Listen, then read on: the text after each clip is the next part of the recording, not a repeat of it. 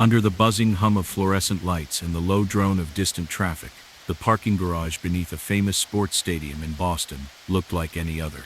A concrete labyrinth of levels, marked by scuffed walls, cracked pavement, and rows of cars waiting for the next big game. That unremarkable setting, where commuters and season ticket holders had parked for years, concealed a secret that would soon shatter the illusion of ordinary routine. Late one evening, as a gentle drizzle blurred the neon reflections on the polished floors, an off-duty security guard on his routine patrol noticed something out of place near the far end of the garage. A man's body lay sprawled near a concrete support pillar, his face contorted in an expression of terror. No one had seen him enter or leave, and nothing in the surrounding area suggested a struggle, only the silent testimony of a life abruptly ended. Clutched in the victim's hand was a small scrap of paper, its ink smeared with blood. The message, scrawled in hurried letters, read simply, "Truth is a burden." Over the next few hours, police swarmed the garage, officers taped off the area, and began their meticulous documentation. Detective Nicole Ramirez, known for her sharp mind and unwavering determination, arrived on the scene with little fanfare but a palpable sense of foreboding. As she stepped under the harsh glare of the overhead lights, she took in every detail, the precise placement of the body, the untouched puddles of water pooled around him, and the eerie calm that contradicted the violence of his death. It was immediately clear that this was no random act of violence. The victim, later identified as Daniel "Danny" Alvarez, a 39-year-old financial consultant with a reputation for integrity and quiet resolve, had been targeted. Daniel Alvarez was a man who, by all outward appearances, led an unremarkable life. Colleagues described him as diligent and unassuming, someone who balanced spreadsheets with a genuine kindness that endeared him to friends and clients alike. Yet a closer examination of his life revealed a hidden depth over the past several months. Danny had grown increasingly troubled by discrepancies in the financial records of a prominent investment firm he worked for. In confidential meetings with a trusted few, he'd expressed concern that millions of dollars were disappearing from company accounts through a series of untraceable transactions. He had begun keeping a detailed notebook, recording daily anomalies, cross-checking figures, and even noting unusual entries he had encountered during routine audits. His final entry, written in his familiar neat handwriting, warned, "If the truth escapes, it will cost more than we can bear." That ominous message now hung in the air like a prophecy unfulfilled. Detective Ramirez immediately set out to reconstruct Danny's final hours. She learned from co-workers that earlier on the night in question, Danny had been unusually secretive. His usual calm demeanor was replaced by a quiet urgency. One colleague recalled how Danny had stayed late in his office after the regular workday ended, poring over documents and making frantic phone calls. Another, a junior analyst, mentioned that Danny had scribbled notes on scraps of paper, notes about missing funds, unexplained transfers, and red flags in the ledger. These recollections painted a picture of a man who had been on the verge of exposing something big, a scheme that someone, somewhere, had a vested interest in keeping under wraps. The detective's first step was to secure Danny's personal belongings. In his modest apartment in South Boston, a sparsely furnished space with stacks of financial journals and well-worn textbooks, Detective Ramirez discovered a locked drawer in his desk. With the help of a locksmith, she retrieved a leather-bound notebook filled with pages of meticulous entries.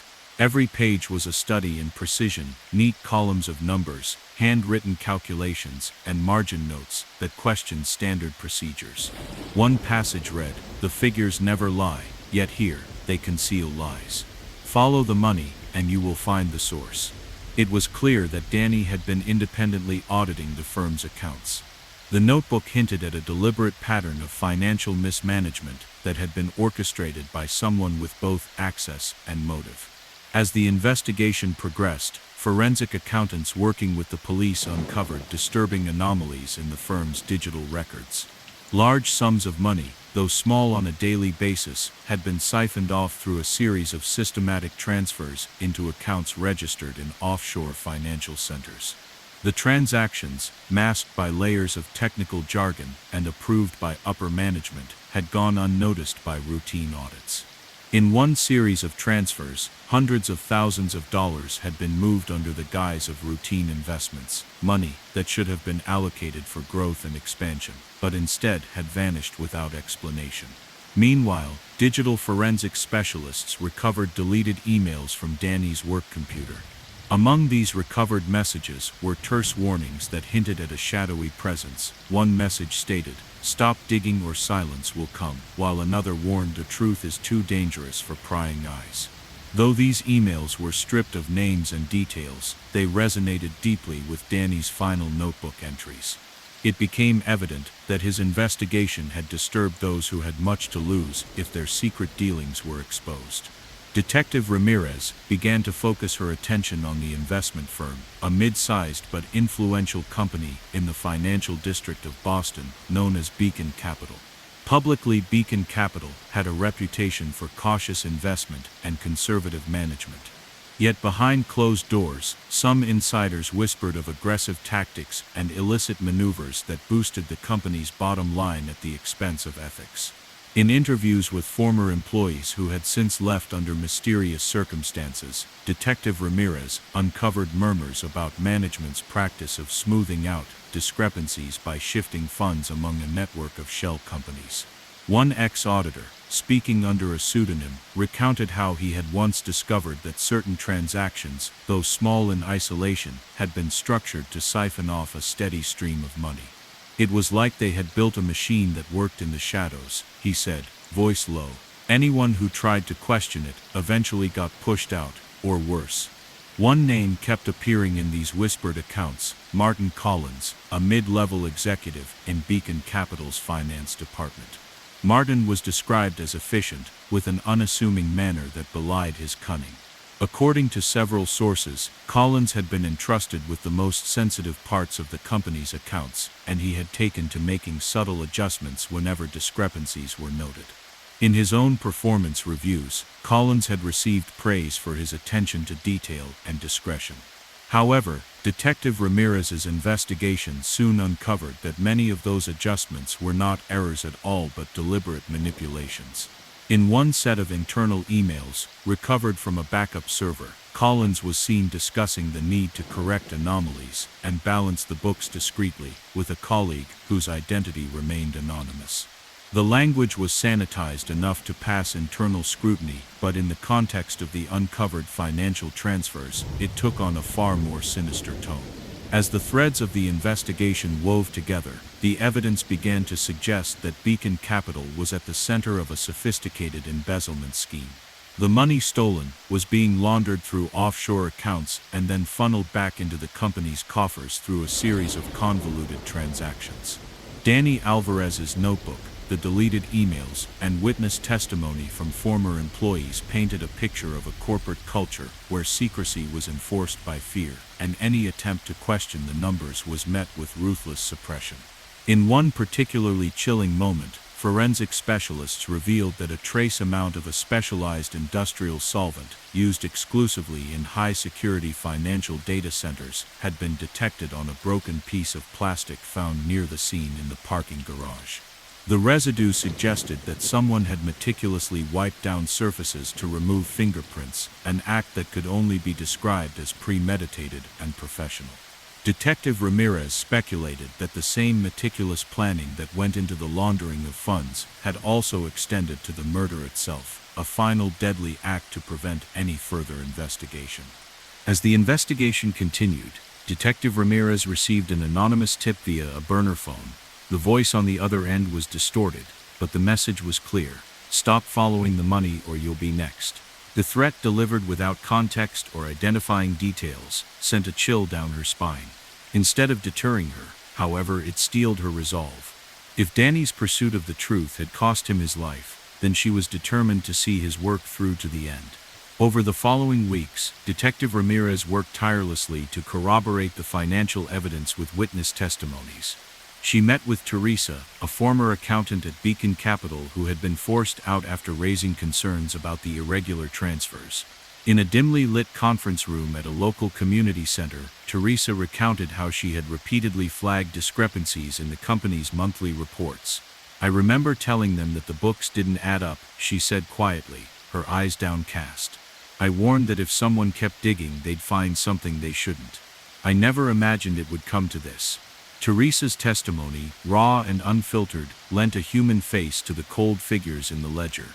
At the same time, digital experts continued to parse through the recovered email logs, gradually piecing together a timeline that placed several key transactions on the same days that Danny had noted anomalies. The pattern was unmistakable. Funds were being diverted in small, consistent increments, a method designed to evade detection over time. When combined with the physical evidence, including the solvent residue and the securely deleted emails, the case against Beacon Capital and its inner circle grew increasingly compelling.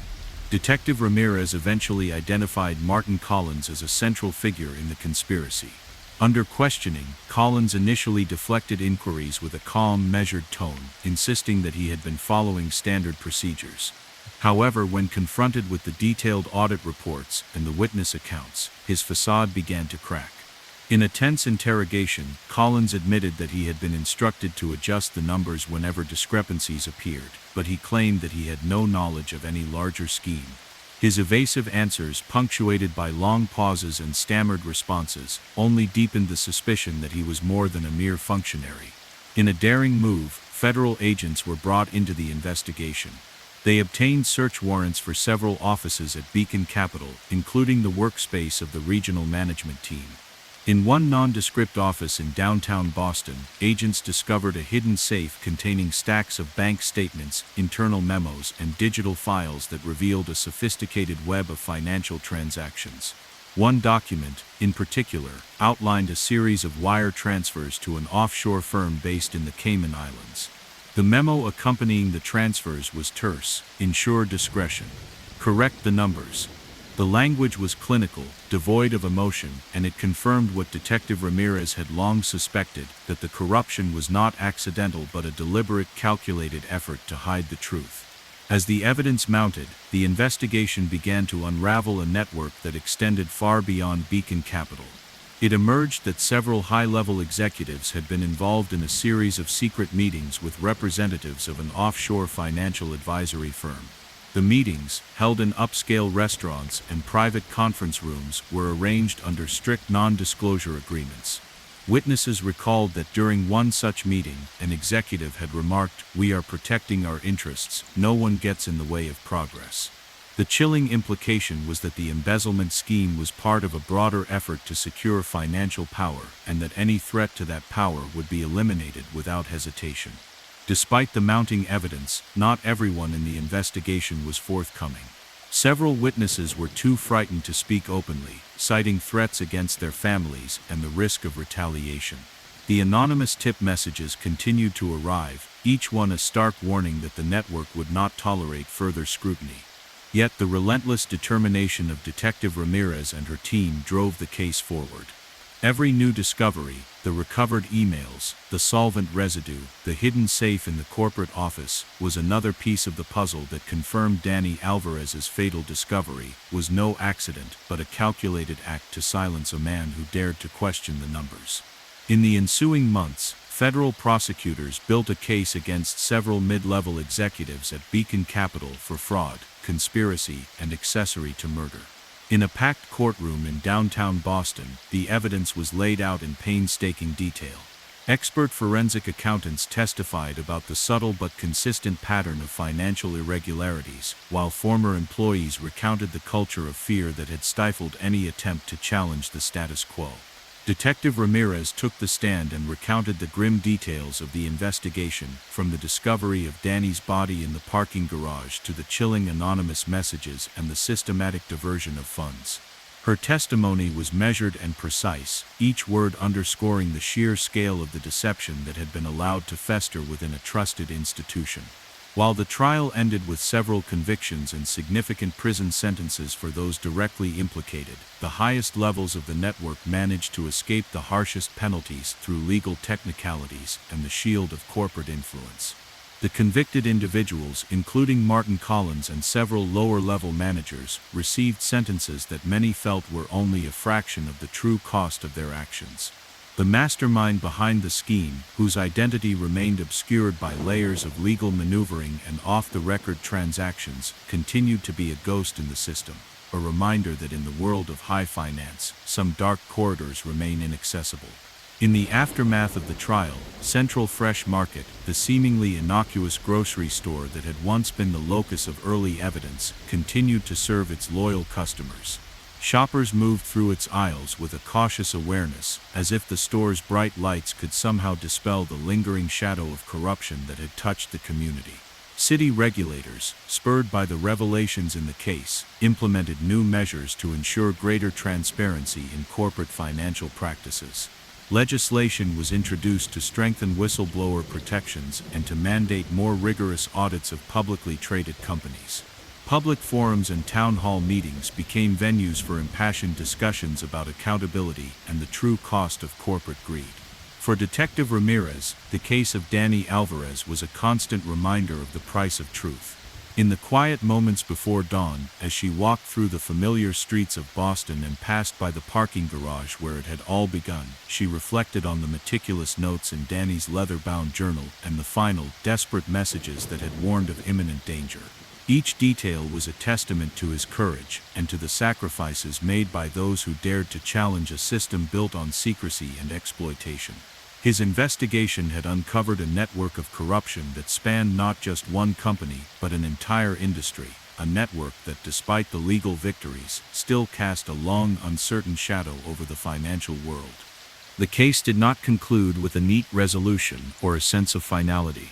Instead, it left behind a mosaic of victories and unanswered questions, a reminder that in the realm of corporate finance and organized fraud, truth is often a shifting target, and justice, though served, can never fully erase the scars of betrayal. Detective Ramirez continued her work with an unyielding commitment to uncovering hidden truths, knowing that every time a discrepancy was found or a number was questioned, there was the potential to expose another dark secret lurking beneath the surface of everyday life. In the months and years that followed, the story of Danny Alvarez and the scandal at Beacon Capital became a touchstone for reform and a cautionary tale among those who worked in the financial industry. It was a case studied in universities and cited in legal seminars as an example of how small discrepancies, when left unchecked, can blossom into a vast web of corruption that touches the lives of ordinary people. Public discourse in Boston, once dominated by economic optimism, began to incorporate a more nuanced understanding of the trade-offs between profit and transparency, and the importance of safeguarding integrity in both business and government. Detective Ramirez's own reputation grew as a result of her tireless work on the case. Colleagues spoke of her determination to pursue every lead, no matter how faint, and her refusal to be intimidated by anonymous threats or powerful interests.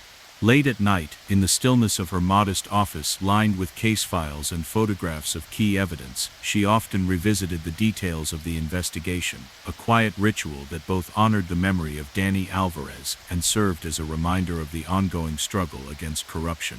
The case had changed her in profound ways, instilling in her a deep-seated belief that the pursuit of truth was a never-ending battle, one that demanded both courage and humility.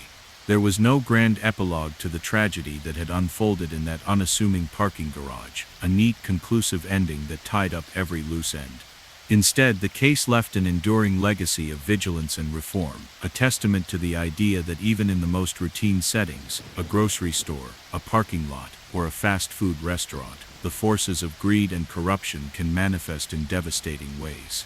For the citizens of Boston and for those who had followed the case closely, the memory of Danny Alvarez's quiet determination and the subsequent unraveling of a sophisticated embezzlement scheme became a symbol of the high cost of secrecy and the power of a single individual to challenge the status quo. As time marched on and the city continued to evolve, new challenges and new stories of corruption emerged. Yet the case of Danny Alvarez remained a touchstone, a reminder that every uncovered secret, every question number, and every anonymous threat had the potential to spark change. Detective Ramirez knew that the fight for transparency was far from over, that the dark corridors of corporate malfeasance still beckoned to be illuminated by the relentless pursuit of truth. In the end, the investigation was not just about solving a murder or dismantling a fraudulent network.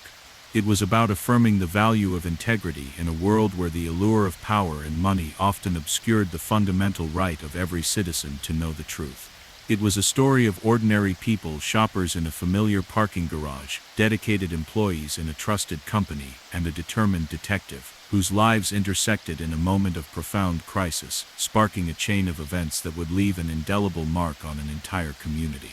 And so, as the city's skyline rose above Boston's historic streets and the sound of everyday life resumed its relentless cadence, the legacy of that cold summer night endured. It was etched into the collective memory of the community, not as a tale with a tidy ending, but as an ongoing reminder that truth is a fragile, ever-evolving mosaic, one that must be vigilantly preserved, even in the face of overwhelming darkness. Detective Ramirez, with every case she took on thereafter, carried with her the spirit of Danny Alvarez, a quiet call to action that urged her to keep questioning, keep investigating, and above all to ensure that silence would never again be the price of truth.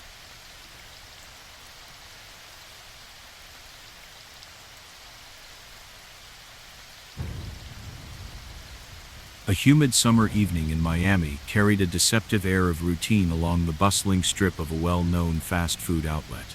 The familiar golden arches of McDonald's shone under streetlights as customers came and went, the steady murmur of casual conversation mingling with the rhythmic sizzle of fryers and the clatter of trays. It was a place where everyday life unfurled in simple, unremarkable moments, until one night when the ordinary was forever shattered. Inside the restaurant on a quiet side street of downtown Miami, closing procedures were underway. Employees tidied tables and locked up the kitchen, and the security cameras diligently recorded the final hours of a long, busy day. Amid the orderly hum of routine tasks, an unexpected disturbance was about to send ripples through the community.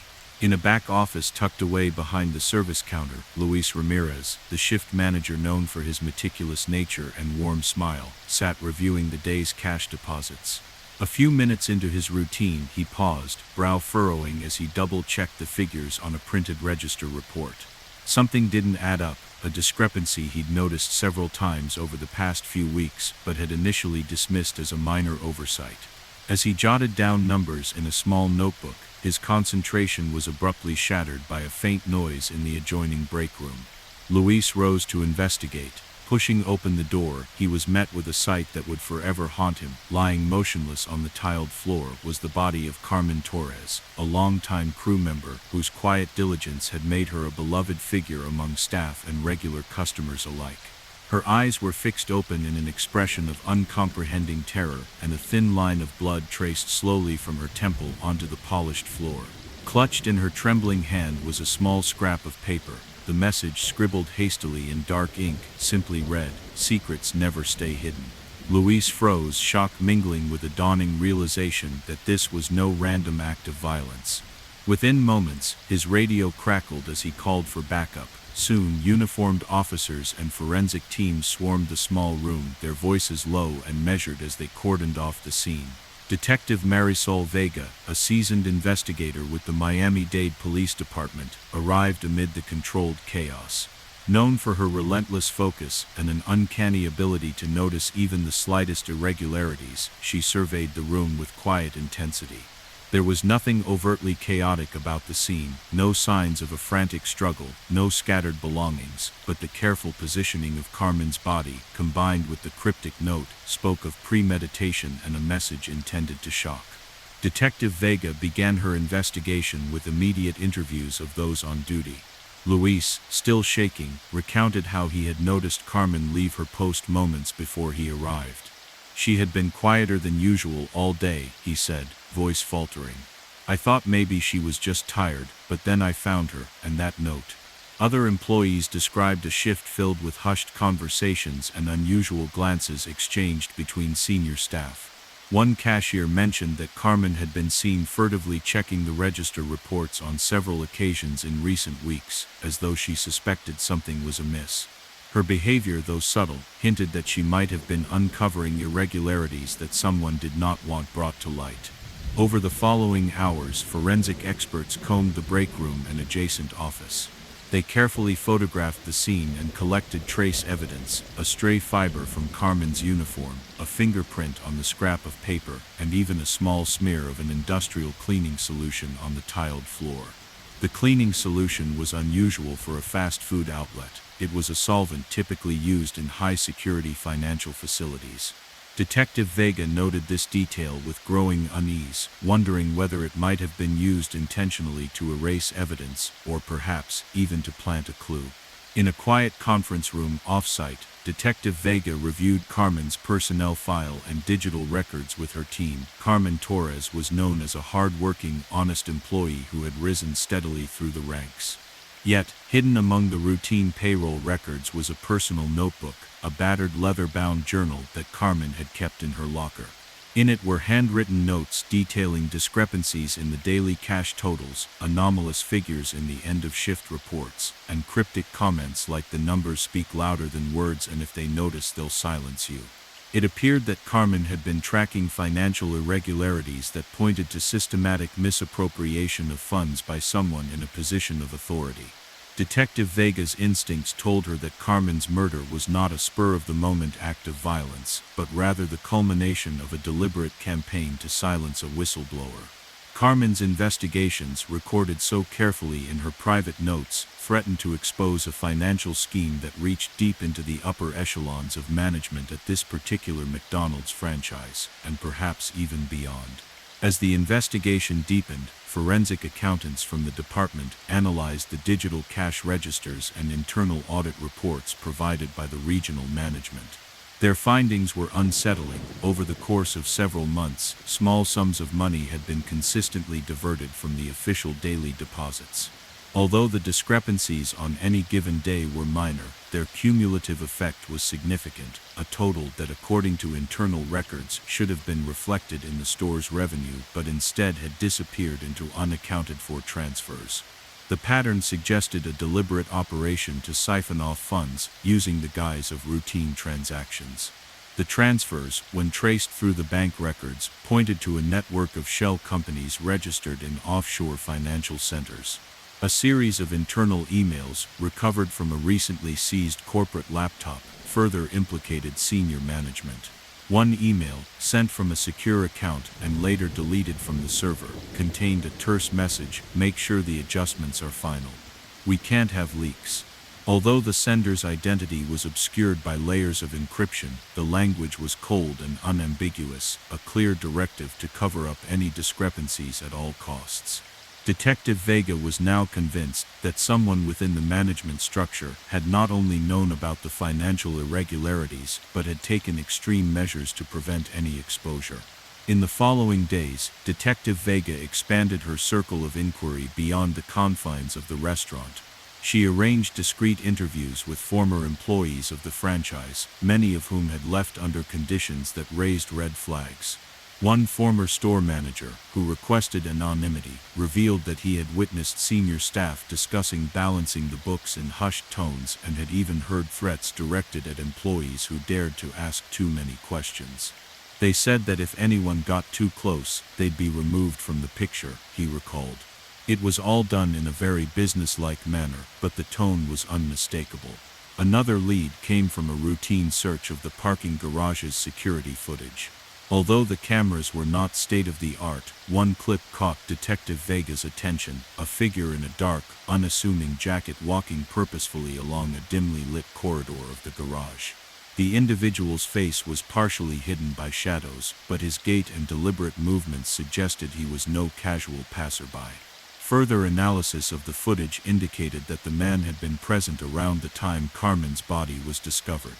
When cross-referenced with witness statements from employees who recalled seeing a similar figure loitering near the employee entrance, the evidence pointed to the possibility that the same individual was involved in covering up the financial discrepancies and possibly in orchestrating the murder.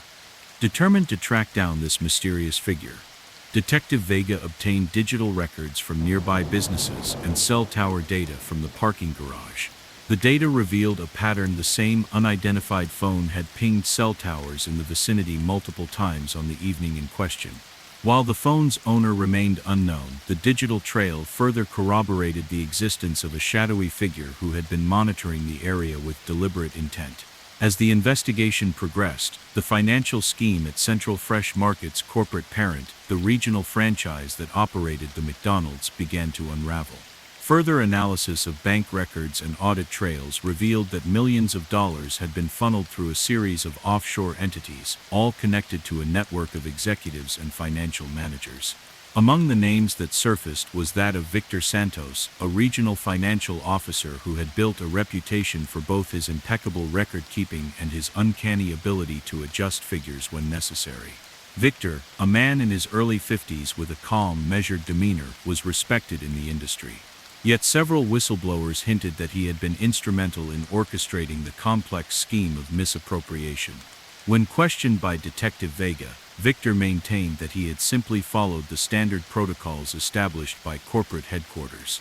His carefully worded statements, however, did little to dispel the mounting evidence that linked him to the unauthorized transfers.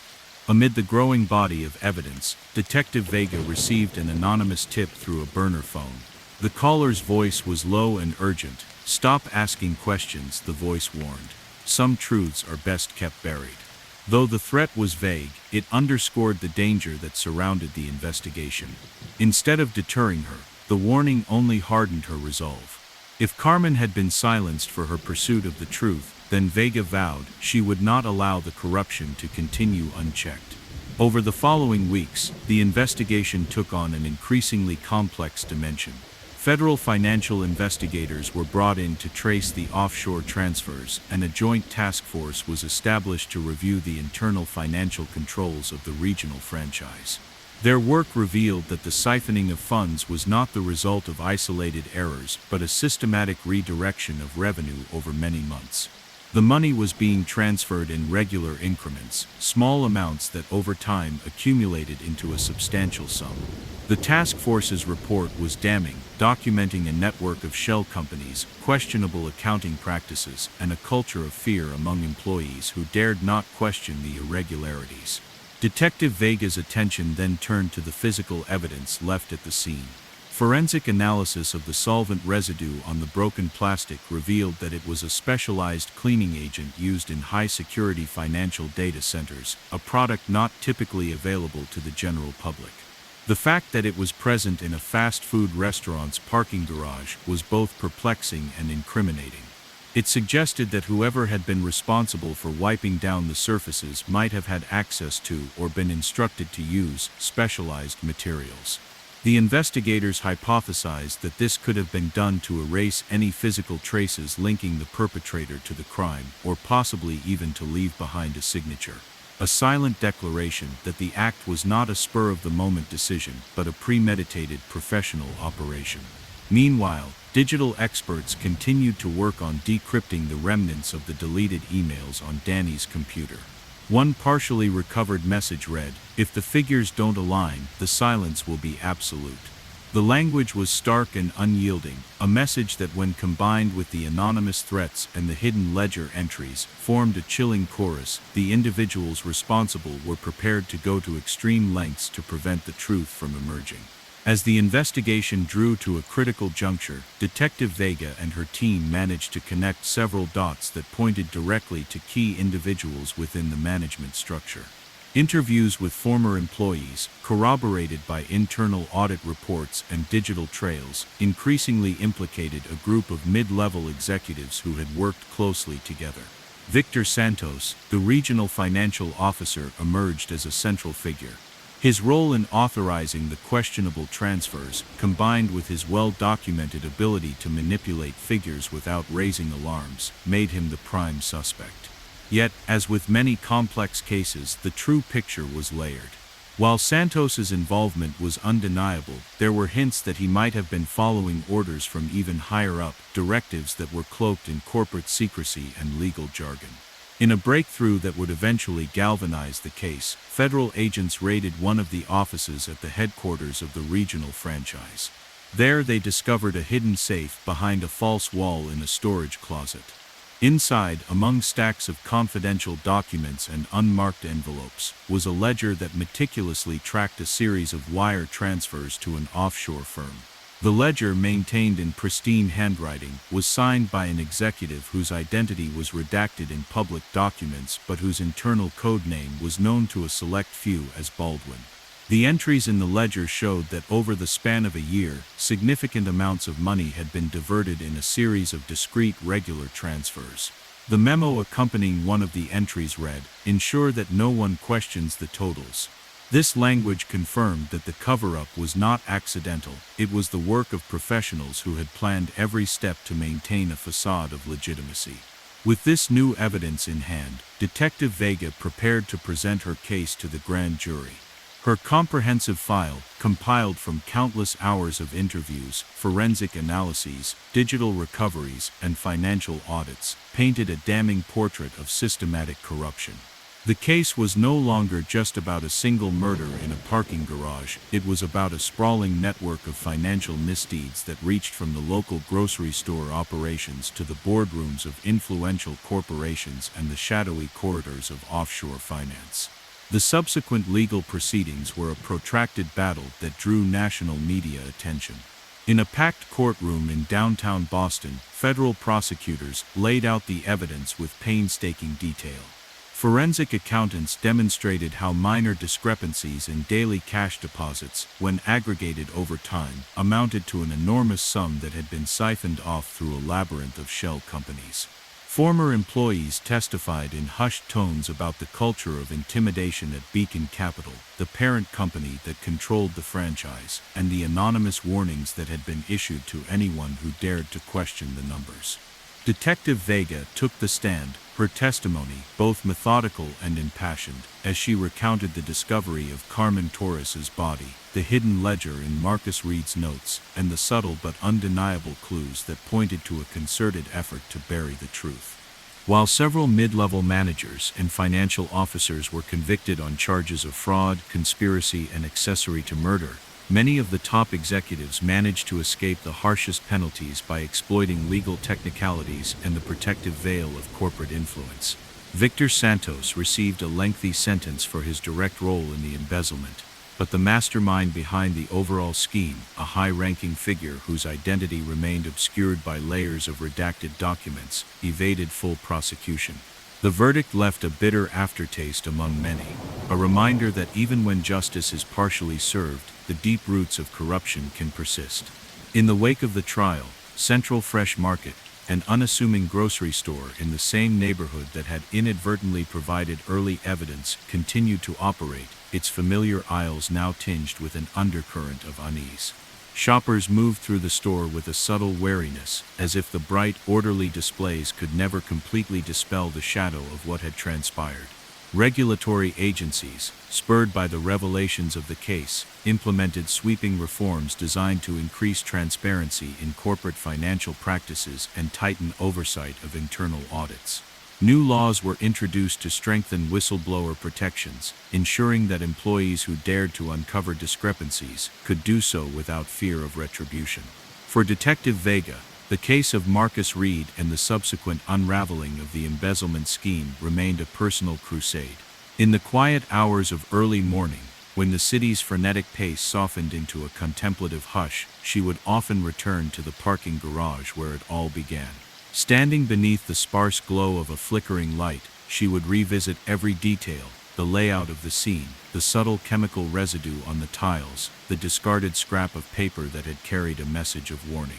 Each element was a reminder of the immense cost of silence and the unyielding determination required to expose hidden truths. There were no grand cinematic finales in this case, no heroic confrontation where every loose end was neatly tied up.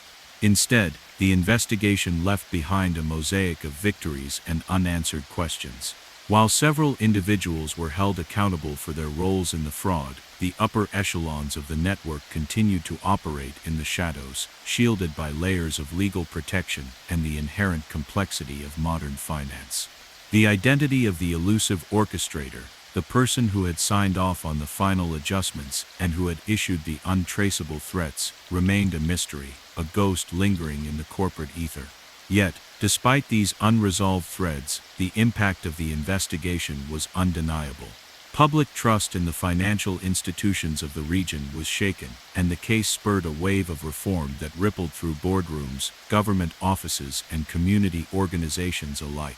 The memory of Marcus Reed's courageous efforts and the tragic consequences of his pursuit of truth became a rallying cry for advocates of transparency and accountability.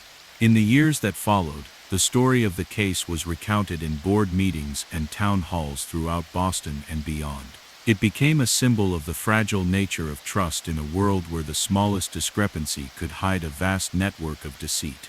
Detective Vega's tireless work was honored in internal police awards and became part of the training curriculum for new recruits, a stark reminder that the fight for truth was a never-ending battle.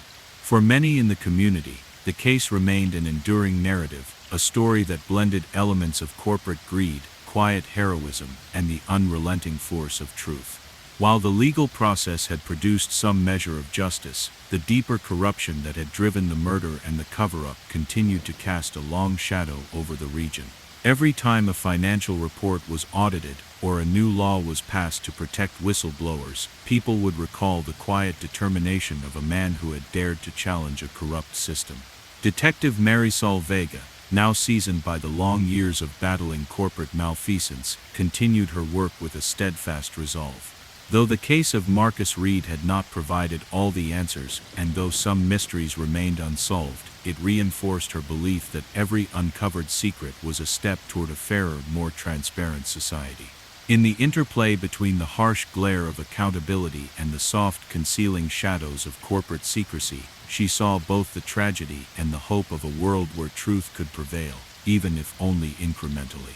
As the seasons changed and life in Boston moved forward, the echoes of that fateful night in the parking garage remained a subtle, persistent reminder, even in places as ordinary as a grocery store parking lot. In the hum of everyday commerce, there can lie a hidden world of betrayal, ambition, and the deadly price of silence. The case was not defined by a neat, conclusive ending but by its lasting impact, a call to vigilance and an enduring lesson that the pursuit of truth, however fraught with danger, was a mission worth every sacrifice. In this complex tapestry of financial records, whispered warnings, and quiet acts of defiance, Detective Vega's journey was far from over. Each new day brought with it the possibility of another discrepancy, another hidden transaction, and the enduring chance to shed light on the darkest corners of modern business. And though some mysteries may never be fully unraveled, the spirit of those who risked everything in pursuit of justice lives on, a reminder that even amid the routine of everyday life, the courage to question and the resolve to act are the true measures of integrity.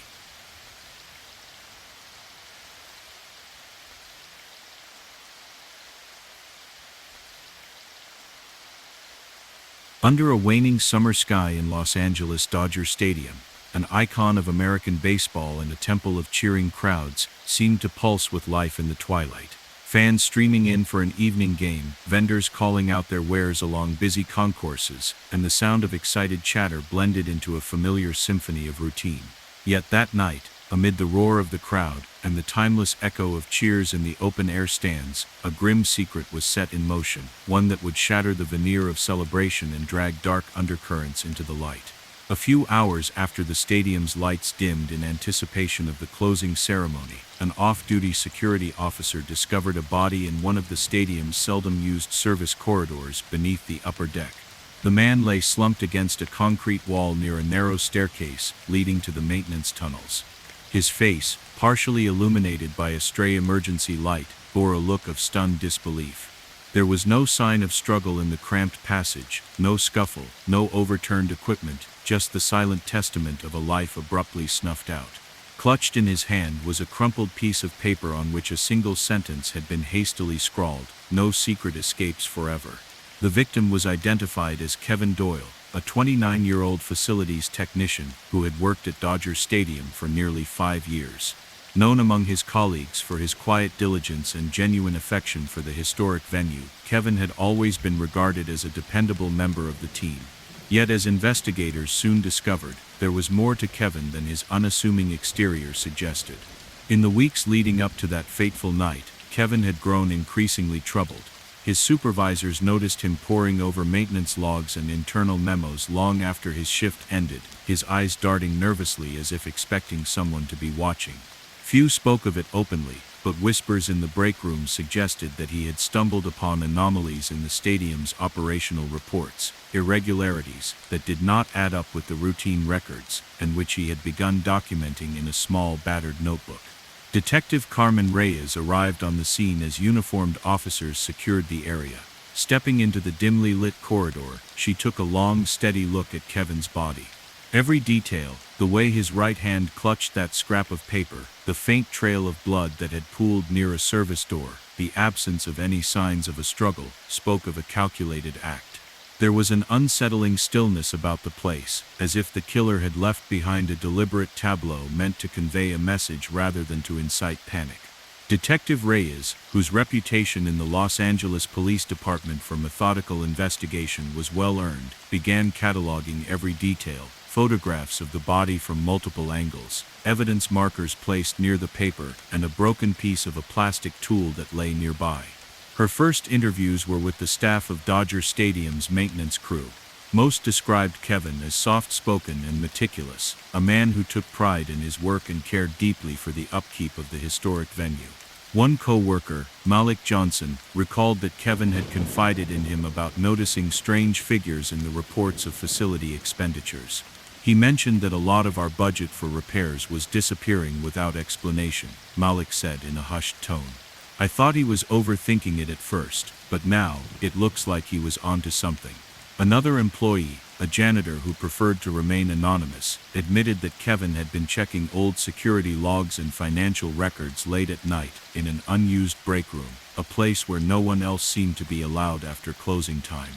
As Detective Reyes gathered Kevin's personal effects from his locker at the maintenance building, she discovered a small leather-bound notebook wedged behind a row of cleaning supplies. Its pages were filled with neat, precise handwriting detailing daily observations. Kevin had recorded maintenance issues, unexpected delays in scheduled repairs, and most disturbingly, discrepancies in the numbers allocated for routine fixes. In one entry dated several weeks earlier, he wrote, "Every month the funds don't match. I'm tracking the shortfall. If someone notices, they won't let it be." The tone was both determined and fearful, as if Kevin had sensed that his own discoveries could put him in danger. This wasn't the rambling worry of a stressed employee, it was the calculated log of a man who was on the verge of uncovering a significant secret. Over the following days, Detective Reyes and her team combed through internal documents from Dodger Stadium's operational reports and maintenance logs. Their analysis revealed a disturbing pattern. Over several months, small amounts of money had been inexplicably missing from the budgets allocated for routine repairs. In a large, complex system such as a major sports stadium, minor discrepancies might be dismissed as accounting errors.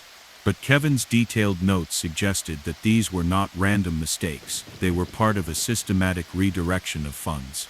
The missing amounts, when tallied over time, amounted to a substantial sum, enough perhaps to fund unauthorized projects, or even to pay off individuals involved in more clandestine operations. Simultaneously, digital forensic experts worked to recover data from Kevin's work computer, which had been left logged in near the maintenance office. Among the deleted files, they discovered fragments of emails that hinted at internal discussions about budget adjustments and reallocations. One particularly chilling email, partially recovered from a backup server, read, "Ensure the discrepancies remain buried, we can't afford a leak." The email was unsigned, but its tone was unmistakably menacing. It suggested that someone in a position of authority was determined to keep the financial irregularities hidden at all costs. This message resonated with the handwritten note found in Kevin's hand, a final desperate communication that linked his murder to his investigation into the stadium's internal finances. As the investigation deepened, Detective Reyes expanded her scope beyond the maintenance department. She interviewed supervisors, financial controllers, and even members of the stadium's administrative staff. A pattern began to emerge. Several employees, when asked about the budget shortfalls, offered vague responses that seemed rehearsed. One junior manager admitted that he had been told not to dig too deep into the figures by a higher-up whose identity he could not disclose. The more Detective Reyes probed, the more it became clear that there was an atmosphere of intimidation within the organization, a culture in which questioning the official numbers was implicitly forbidden.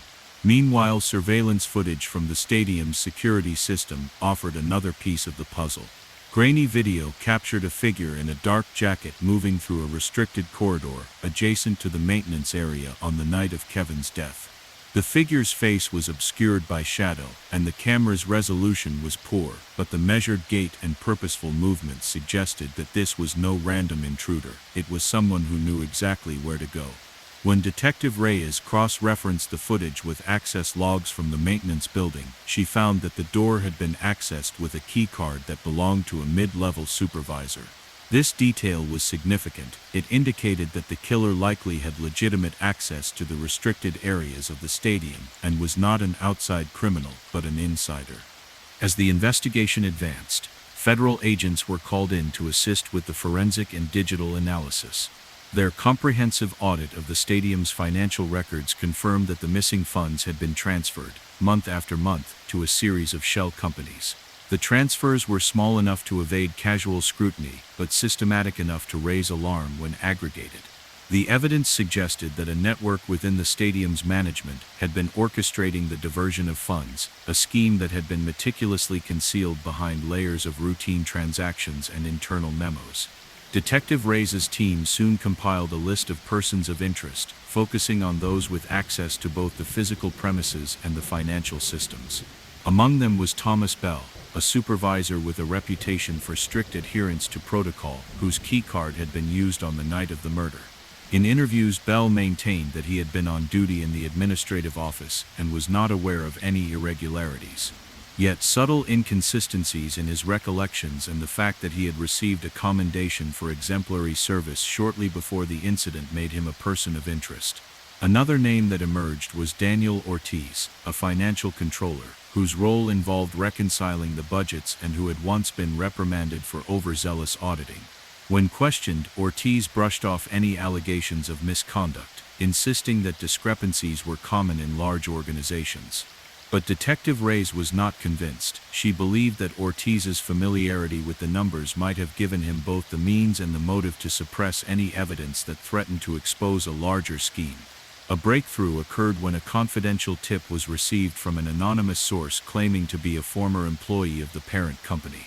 The tipster described a covert meeting held in a nondescript conference room in the stadium's corporate office, a meeting during which several executives discussed the need to correct the budget discrepancies by redirecting funds permanently.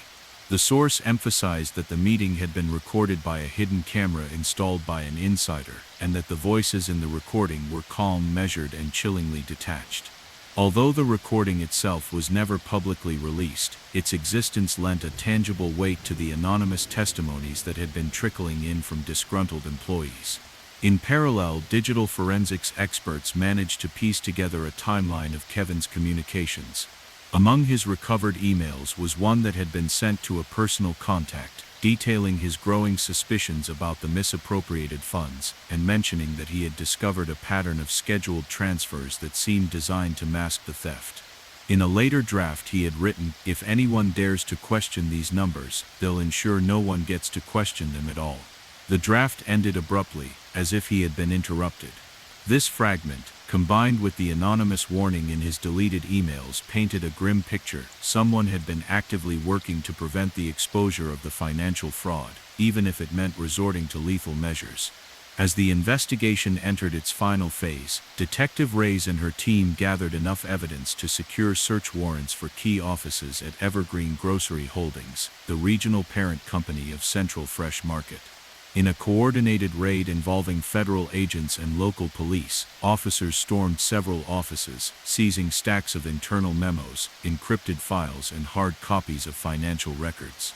In one secure room, they uncovered a ledger that meticulously tracked the transfers from the market's cash registers to offshore accounts.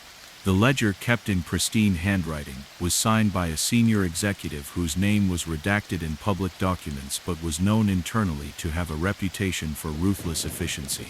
The entries detailed a series of monthly transfers that, while individually modest, collectively amounted to a staggering sum, a sum that could only have been diverted by someone with intimate knowledge of the company's financial systems. During subsequent interrogations, several mid-level managers were forced to admit that they had been under pressure to adjust the numbers whenever discrepancies were noticed. One nervous manager, his voice quivering with remorse, confessed that he had been told that any question about the missing funds would be met with swift action. The phrase sent shivers down Detective Reyes' spine. It resonated with the anonymous threats that had been circulating since Kevin's death. In a tense, dimly lit interrogation room, another employee finally broke down and stated, "They warned us, if we looked too closely, they'd make sure we never did again."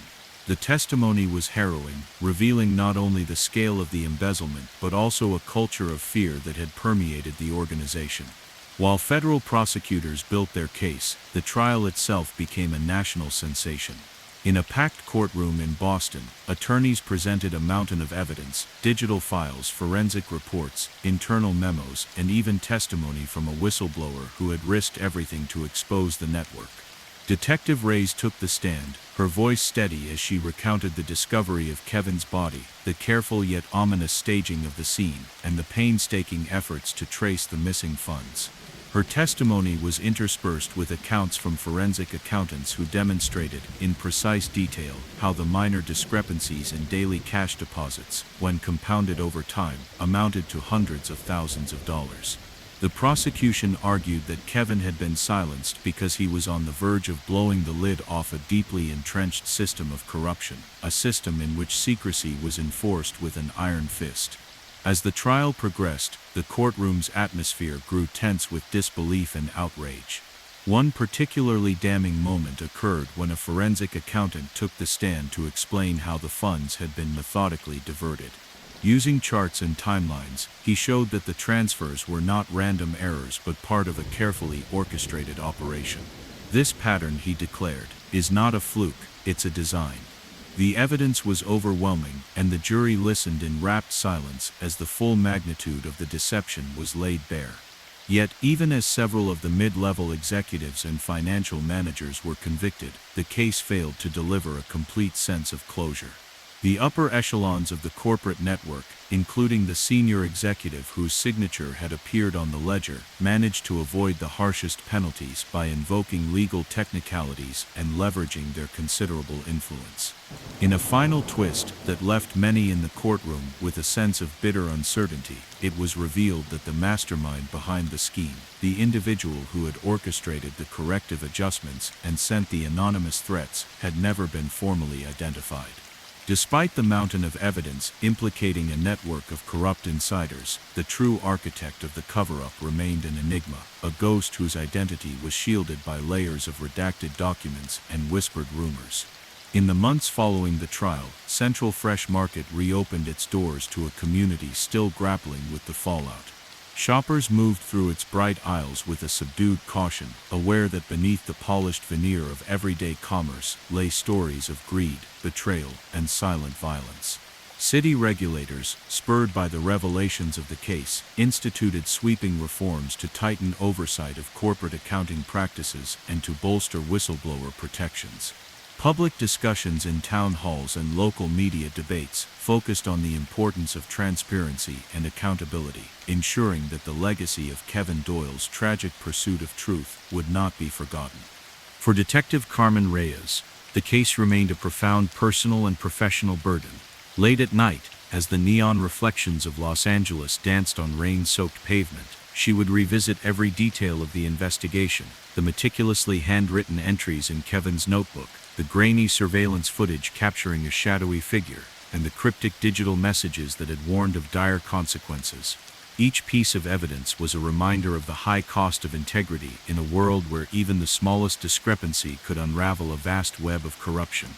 Though many of the conspirators had been convicted and reforms enacted, the lingering uncertainty over the true identity of the mastermind and the shadowy figure observed in the parking garage served as a constant, unhealed scar.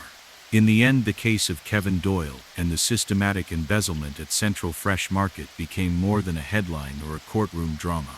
It evolved into a lasting narrative about the dangers of unchecked power and the persistent courage required to expose hidden truths. The story was not one of neat, conclusive victory, but of a long, arduous journey toward justice, one that left open questions and a solemn acknowledgement that some secrets once unearthed have repercussions that ripple far beyond the confines of any single institution. As the city of Los Angeles moved on, its skyline a blend of historical landmarks and modern ambition, the echoes of that humid summer night persisted in quiet conversations among employees, in board meetings where the lessons of the case were recounted, and in the vigilant efforts of regulators to prevent similar abuses. For Detective Reyes, each new case was a reminder that truth is fragile and that the cost of silence can be devastating. Her work, driven by an unyielding commitment to justice, was a constant battle against an insidious undercurrent of corruption that could manifest in the most unassuming places. There was no final triumphant moment, a single decisive act that erased every trace of wrongdoing. Instead, the case lived on as a mosaic of victories and unresolved threads, convictions for some, reforms that began to slowly reshape corporate oversight, and the unsettling knowledge that certain shadows in the world of power and money still defied easy explanation. In the restless hum of Los Angeles at night, amidst flickering streetlights and the constant motion of the urban landscape, Detective Carmen Reyes continued her pursuit of truth, a steadfast reminder that every uncovered secret, no matter how small, is a call to remain ever vigilant in the face of silence. And so, as the seasons changed and the memory of that fateful night softened into a permanent yet distant scar, the legacy of Kevin Doyle's quiet courage endured. It was etched into the fabric of the community, a story told in whispered voices and in the determined efforts of those who refused to let corruption remain hidden. In every new day and every new investigation, there lived the unspoken truth that silence is indeed the cost, and that sometimes the pursuit of justice is a journey without a final destination, only the enduring promise that every secret will eventually be brought into the light.